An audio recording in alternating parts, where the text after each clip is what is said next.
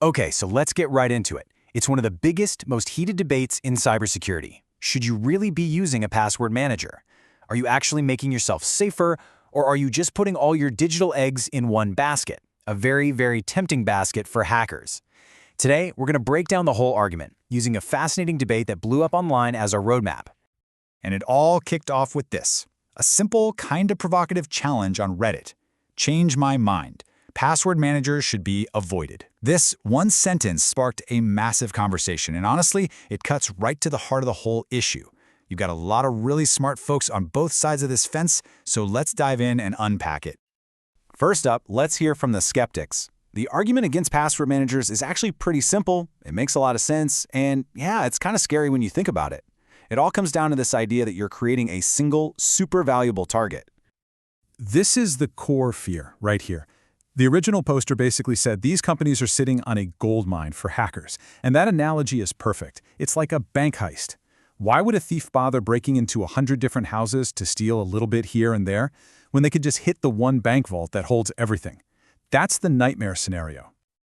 But of course, that's only one side of the coin. There's a powerful counterargument, and it starts with a hard look in the mirror. See, password managers didn't just appear out of nowhere. They were invented to solve a massive, widespread problem. And that problem is us.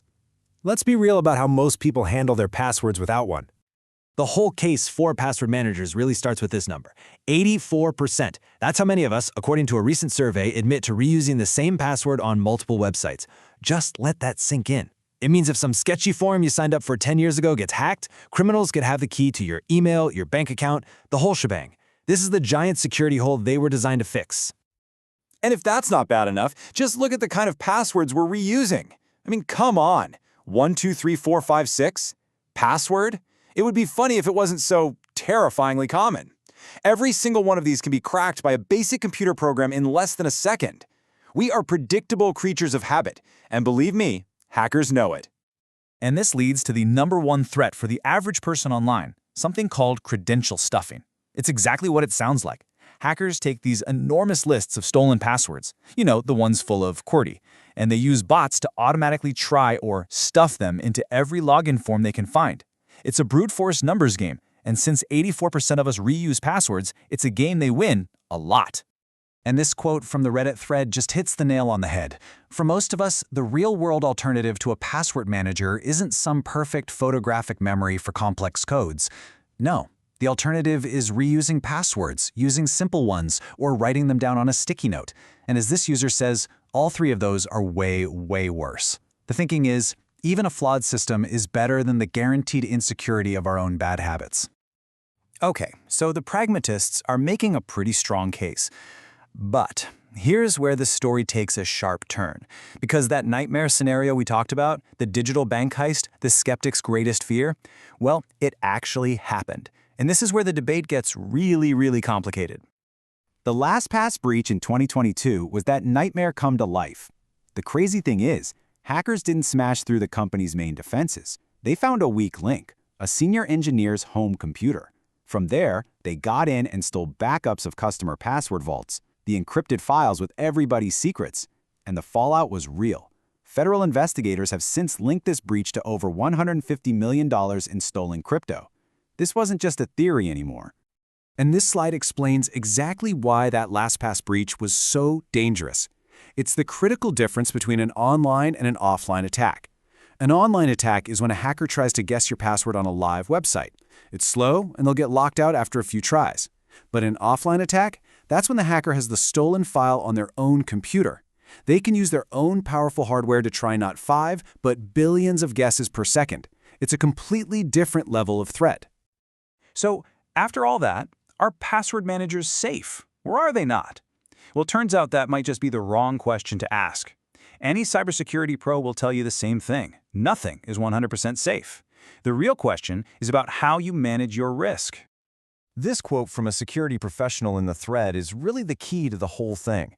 Security isn't a simple yes or no. It's a series of trade-offs. You have to understand who you are, what you're trying to protect, and, most importantly, who might be trying to get it. This whole process is called threat modeling. And this is the perfect way to think about it. Let's take two extremes. You have my mom. Her biggest threat is some automated bot trying to guess her password. For her, a cloud password manager that stops password reuse is a massive upgrade. But then you have a military arms developer. Their biggest threat isn't a random bot. It's a sophisticated attack from another country. For them, trusting their secrets to a third-party cloud service would be an insane, unacceptable risk. See? Their threats are totally different, so their solutions have to be too. So where does all this leave you? How do you actually apply this to your own life? Well, it's not about finding one single perfect solution. It's about building layers of defense that actually fit your own personal situation. So here's a practical game plan. 1. Solve the human problem. Use a manager to create those long, complex, random passwords you could never remember on your own. 2. Add a second lock. Turn on multi-factor authentication everywhere you can. It's the single best thing you can do, blocking over 99% of automated attacks. 3. Know your own risk. Decide if a cloud service works for you or if you need the total control of a local offline vault. And 4. Just stay vigilant. Pay attention to what's going on. Because ultimately, it all boils down to this single question. The trade-off is clear. A security company has expertise and resources, but they're a huge, glowing target. You, on the other hand, are not a big target, but you're human. You're prone to making mistakes, to reusing QWERTY 123.